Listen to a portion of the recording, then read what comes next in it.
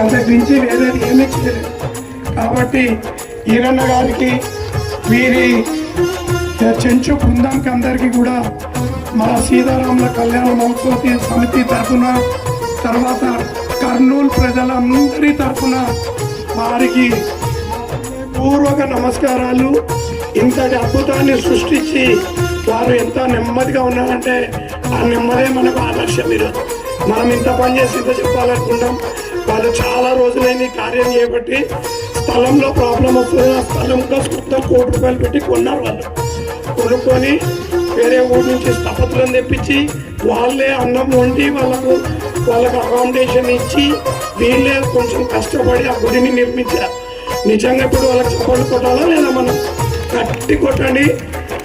జై శ్రీరామ్, జై శ్రీరామ్, ఓం నమో వెంకటేశాయ.